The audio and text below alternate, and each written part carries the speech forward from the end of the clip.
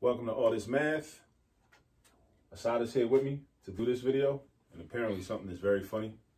That's why she's smiling so hard right now. For today's video, we're going to talk about measures of central tendency.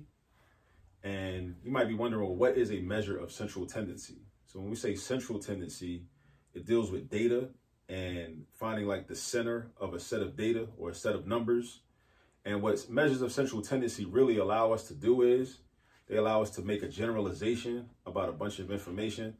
Like you could take all the ages of a group of people and we find like, okay, well, generally speaking, within this group of people, these people are this age or in this or around this age, if you're dealing with like the mean or the median age.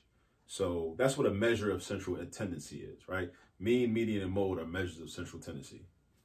Yeah. What's on your pen? Oh, good question. So Assata asked, who's this on my pen? You probably can't see it. I don't know if you can, but this is the late Ahmed Sekou Touré. And if you haven't heard of Ahmed Sekou Touré, he's definitely somebody that you should look up. You should do some research on. Ahmed Sekou Touré was from Guinea, which is a country in West Africa, which is near Ghana, right? Ahmed Sekou Touré was also a Pan-Africanist, a great Pan-Africanist leader.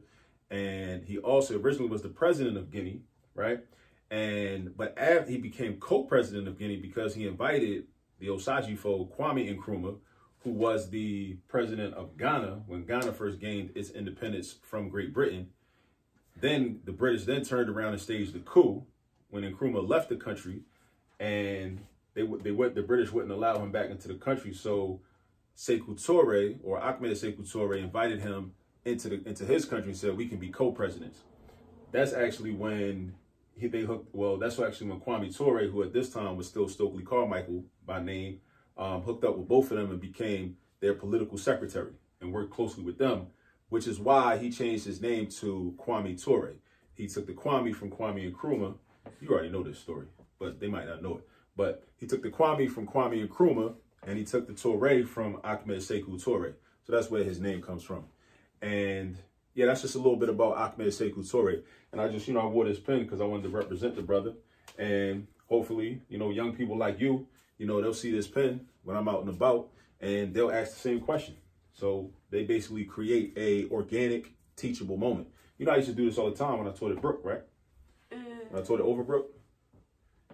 When I used to wear my white man polo shirts, I would put the pens of the people on so the students could ask the question, like, who's that? Who's that part? Right? That's what they would do, So it's just a way to teach, because, learning happens all the time, at the most, unexpected moments. But anyway, I'm glad you asked that. So yeah, Ahmed Sekou Touré, he also wrote several books. So check him out. Check out the books that he wrote, and, you'll learn a lot, about Pan-Africanism.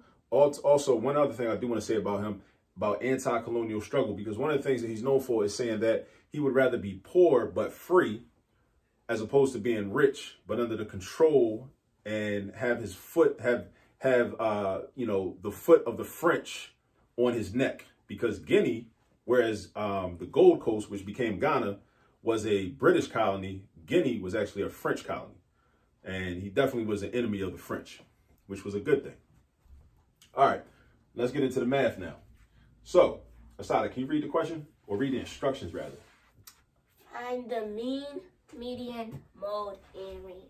So, mean, median, and mode, those are examples of measures of central tendency. Range is a little bit different.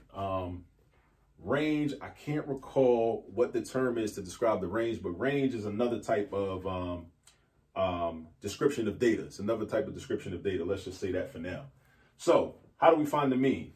So, I don't think you know this yet, Assata. I'm teaching you this for the first time. So the way you find the mean of a set of data or a set of numbers is you take all the numbers and you add them up, and then you take that sum and you divide by how many numbers you have. So you have a calculator? All right. You got your KDW Cares calculator. KDW Cares, nonprofit organization based in Baltimore, Maryland, doing good work. Shout out to them. She loves that calculator. So anyway, I want you to add up all these numbers. 6 plus 27 plus 17 plus 31 plus 4 plus 17. And what's the sum? 102. 102. Now, you sure that's right? Yeah. All right, good. I like your confidence. I like that. All right, so we use this symbol, sigma, to represent the sum. You said 102? Mm-hmm. All right, now, so to find the mean, be careful. To find the mean, you add up all the numbers, and then you divide by the number of numbers. So we have, how many numbers up here? 1, 2, 3, 4, 6. We have 6 numbers, right? So to find the mean, which we represent as this, you don't got to worry about the symbols, not yet. So this is something you're going to see when you take a statistics class, when you get to high school level, or maybe before high school, but any stats class. This is a symbol for the mean, right, of a population, I'm pretty sure. You take the sum and you divide by the number of numbers. So we use n to represent how many numbers we have. So this is going to be 102 divided by 6. So calculate that for us. 102 divided by 6. 17. 17. So that means that the mean of this group of data is 17. So you see what we did? We just added up all the numbers to get the sum of the numbers, and then we divided the sum of the numbers by how many numbers we had. Again, we add up each of the numbers to get a sum, and then we take that sum and divide by how many numbers we had. So whenever you're trying to find the mean of a set of data, whether you got 6 numbers, whether you got 3 numbers, whether you got 48 numbers, you do the same thing. You add up all the numbers and divide by the number of numbers. So now we know the mean. Now for the median, we got to do something different, because the median is the middle value in a set of data. So in order to find the middle value, we have to put the numbers in order from either least to greatest or ascending. You know what ascending and descending is, right? So from going from the least to the greatest, which is ascending, or going from the greatest to the least, which is descending. I like to do ascending. I like to go from least to greatest. So Assata, tell me what the smallest number in this list is. 4. 4. So we're going to create a new list. 4. So I'm going to cross that off, right? Because it's in my new list already. What's the next number? After 4. 17. No, 6. 6. Right. Now be careful, right? Because she made a common mistake. It's okay to make mistakes, right? As long as we fix the mistakes, right? You want to look at every single number, right? Because even I make that mistake sometimes when I'm trying to put numbers in order to find the median, right? You want to make sure you're not skipping any numbers. You want to make sure you're not skipping any numbers. So we go from 4 to 6. What's after 6? 17. 17. What's after 17? 27. You sure about that? Oh no, that is 17. There's another 17. That can happen sometimes too. The same number may appear more than one time, right? So you got 17. Cross that off. What's after 17? Now 27. Now 27. What's next? 31. 31. It's the last number. All right. So now, in order to find the median, we just gotta find the middle value, right? So one of the things I like to do is I like to cross numbers off the list, starting from the beginning and the end. So if I cross off the first number, which is 4, and the last number, which is 31, now I got 1, 2, 3, 4 numbers left. And then I'm gonna do the same thing. I'm gonna cross off the first number on the list, which now is 6, and I got 27. But now look, check this out though. We really don't have a single middle value because we have 2 middle values, right? That's what happens when you start with an even number of numbers. Whenever you have an even number of numbers, you're going to have 2 middle values. Think about it like this. If you're part of a family that has 5 children, then there's a middle child, right? Mm-hmm. If you're part of a family that has 6 children, there's no middle child. Right? If you're part of a family that has 4 children, there's no middle child. But if you're part of a family that has an odd number of children, then there is a middle child. You can think of these numbers as children. There are 6. right? So there's no middle child. Whenever that happens, though, you listening to this? Yeah. This is very important. So whenever that happens, whenever you got an even number of numbers, you have to find the mean of the two middle values. I'll say that again. You have to find the mean of the two middle values. So the two middle values is 17. Now, this was kind of easy because if the numbers are the same, their mean is going to be the same thing, right?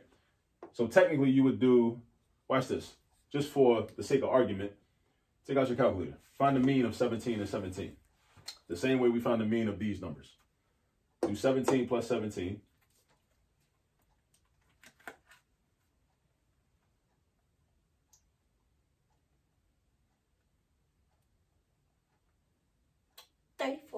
Correct. The sum of 17 and 17 is 34. And then since you had two numbers that you added together, we're going to divide 34 by 2. Now divide 34 by 2. 17. See, you get 17, like I told you. Because the numbers were already 17. So since they were already 17, we know the mean of 17 and 17 is 17. So our median is 17. Let me write that here. Let me see. Mean. We write the mean. The mean was 17. Oh, look at that. Sometimes that happens too. The mean and the median will be the same value. So the mean is 17. The median is 17. Now the mode. How do you think we find the mode? With the mode, there's no real calculation to do. The mode is just the number that shows up the most. The number that shows up in the list the most.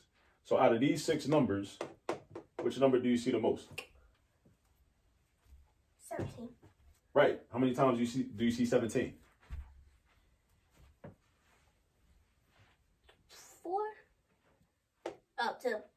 2 times, man. You're making this more difficult than what it is. You see it twice. 4 you see once. 6 you see once. 27 you see once. 31 you see once. 17 you see twice. So whatever number you see more than, whatever you see the most, whatever number you see the most compared to the other numbers, that is your mode. So our mode is also 17. This is a coincidence. All the problems will not be like this. I promise you. Now for the range.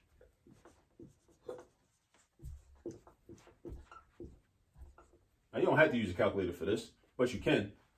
For the range, what you're going to do is you are going to subtract the greatest value minus the smallest value. The range is the greatest value minus the smallest value. 27. 27. So that means that the amount of space numerically between the smallest value and the greatest value is 27 units. So there we go. So we just found the mean, the median, the mode, and the range. All right. So just a quick recap. To find the mean, you add up all the numbers, and then you divide by how many numbers you have. To find the median, you put the numbers in order, either ascending order, going from least to greatest, or descending order, going from greatest to least. And then you find the middle number. Now, if you have an odd number of numbers, it's cool because you're going to have a middle number already built in. But if you have an even number of numbers like we did, that means you're going to have 2 middle values. And if you have 2 middle values, then it means you're going to have to find the mean of those 2 middle values. All right. For the mode is just the number or numbers that shows up the most. Now, there will be examples where you have more than one mode, which are called bimodal. There could be 3 modes, which is trimodal. You'll see some examples like that in some other videos that I do, right? The range is just the difference between the biggest value and the smallest value. That's what the range is. The difference between the biggest value and the smallest value. All right. So that's about it. All right. If any of this didn't fully make sense to you, just rewind, go back, look at it again, listen to what I'm saying over again until it makes sense. Now, the key is for you to really understand this is to do some example problems. You have to do examples because I was talking to a student earlier today and I was letting them know that you don't really learn how to do stuff from watching this channel.